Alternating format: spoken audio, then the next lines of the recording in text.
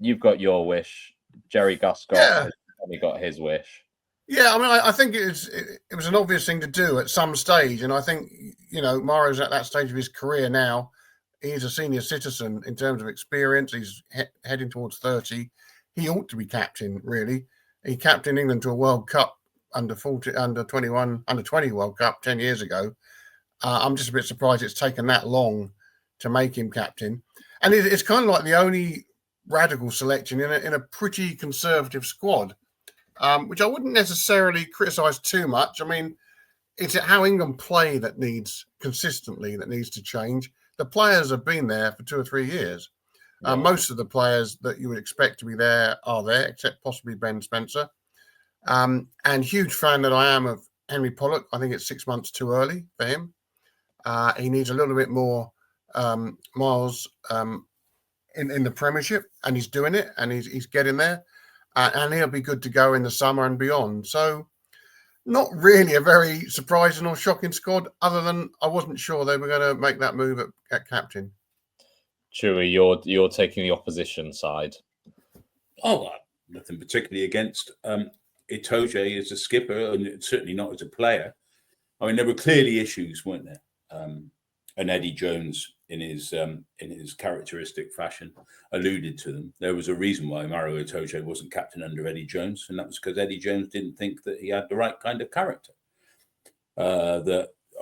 You can only extrapolate from that he felt that he wasn't the kind of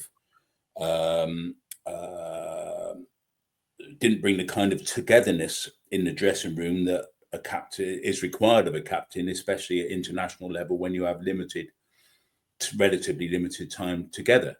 So I don't see what Jamie George has done wrong as captain. I don't think he's had a terrible run. I mean, people moan about England all the time, but I mean, this is far from the worst run that England have had. They should have won in New Zealand in the summer. They've had their performances under Jamie. Jamie's been the least of their problems. And he's well known for, as we said, or as I said last week in the paper, he's a sort of spherical Sam Warburton insofar as he has the art, and it's an important art these days, as Sam Warburton constantly reminded us all, that you need to be able to get the referee kind of on your side, or if not on your side, they're not off your side. But that's where I think there might be. This is what's happened. He's become a 50-minute rugby player. And I don't know if that's his option, because I think he's capable of playing more than that. Yeah. But you kind of need your captain on the field for 80 minutes. And England's biggest fault in recent years, they fall away in the final quarter. They are hopeless in the final quarter. They lose it. They don't score points. They lose control of the ref. Everything goes to pot in the last 20 minutes. So I think perhaps this is the adjustment they're making. Sir Khaleesi is a 50-minute rugby player, and he's won. Well, he's only occasionally become. He used to go the whole hog. Only when he was unfit.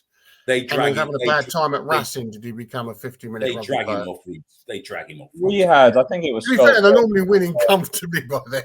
Well, I think it was Scott Brits that said that with Sia, they have done test after test in terms of VO2, general capacity analysis of his games, and realised that he drops off after 55 minutes. So I think Brendan's right there, to be fair. Oh, sorry, Chewy's right there, to be fair, in that he is and has been since the last World Cup really seen as that sort of 55-minute animal. Brendan, your suggestion. The trouble is England have become a 55-minute team. And true. That is very true. England need leadership in that last 20 minutes. And if Jamie George isn't either been allowed to play in the last 20 minutes or is now a 55-minute rugby player, that's your problem. That's your issue.